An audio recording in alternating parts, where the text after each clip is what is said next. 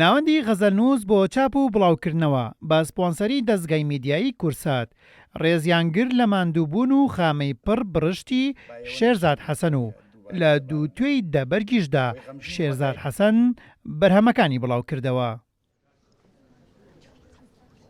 لە دنیای گەژی دووشت پراوێزە لە ناو کۆمەلگای کوردی، یەکیان منداڵە یەکیان ژنە، ئەو دووە بوونەوەرن کە ژیان لای ئەوانیشە، ژن بەخۆی هێلانەیە و منداڵیش سەر بە بەیانیە، سەر بە ئایندەیە.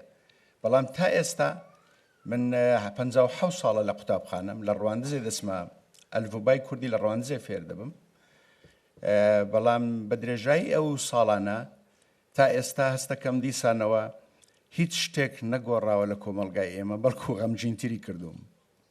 یعنی لە خانەوادە هیچ نەگۆڕاوە، ئاین مزگەوت وەکو خۆیەت هیچ نەگۆڕاوە، قوتابخانە خێزان هەمان زیندان.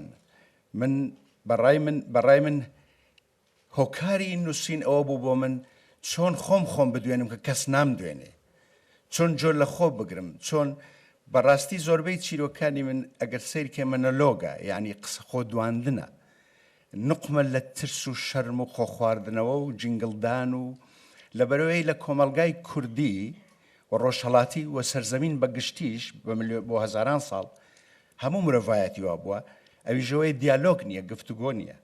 ئامادەبوانی ئەو مەراسیمە کە لە خوێنەران و ڕۆشنبیران و نووسەران پێکاتبوون بە تامەزرۆییەوە گوێیان بۆ قسەکانی شێرزاد حەسەن ڕاگرت بوو. ئەوان خۆشحاڵ و ئاسوودە بوون کە لە نزیکەوە بە دیداری شێرزاد حەسەن شاد بوون و سوپاسی غەزەلنووس و دەستگای میدیایی کورساتیان کرد بۆ ڕەخساندنی ئەو دەرفەتە. بەڕاستی لە خوێندنەوەی کتێبەکانە ئەمەنە دڵسۆزە پێت ئەڵێ هەموو وارەکان دەکاتە بەرە زواد لێکە کە بگەی بەو خۆناغانەی کە خۆی پێیا تێپەڕێ، کە ئەو زۆر بە قورسی پێیا تێپەڕێ، بەڵام زۆر بە ئاسانی یا بە تۆ و هەر سیمینارێک هەر دانیشتنێک لەگەڵیا شێرزاد حەسەن ڕۆژێکی تازت پێ ئەناسێنێت. هاوڕێیان و خوێنەرانی شێرزاد حەسەن بە گرنگیەوە باسییان لە بەرهەم و بڵاوکراوەکانی نووسەر کرد کە توانیوێتی لە ڕێگەی ڕۆمانەکانیەوە کاریگەریەکی زۆری هەبێت لەسەر کۆمەڵانی خەڵکو و توانیوێتی ئەو جیاوازیە نەهێڵێت کە لە نێوان نێر و مێدا هەیە و لە بەرهەمەکانیشیدا ڕۆڵی ژنی بەرز نرخاندووە.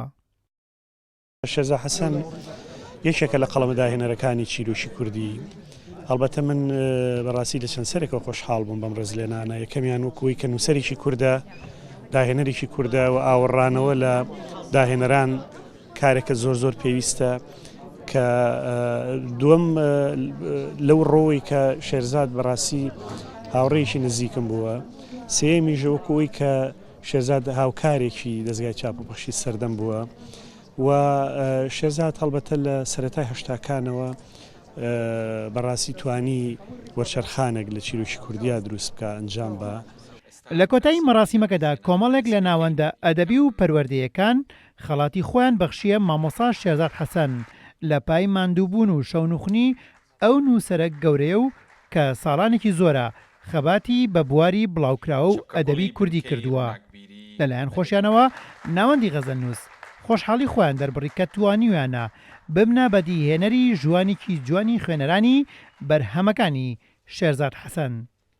ئێمە لەگەڵ بڵاوکردنەوەکە بیرۆکیەوەمان دروست بوو، لەگەڵەوەی کە ئێمە وەکو ناوەندێکی سەربەخۆ دیگۆمادیەکەی نییە، وەتەنیا وەکو ڕێزلێنانێک لە ئەم هەوڵ و ماندووبوونەی 40-50 ساڵی ڕابردووی مامۆستا شێرزاد کۆبینەوە لێرەوە پێی بڵین کە ئێمە گرنگ بووە بەلامان ئەدەبەکەت. لە کۆتایی مەراسیمەکەدا خوێنەران و ئامادەبوانی ئەو مەراسیمە بە تاسەوە لە ڕیزدا وەستا بوون بۆ ئەوەی بتوانن واژین و سەر بەدەست بێنن بۆ دە بەرهەمی چاپکراوی شێرزاد حەسەن.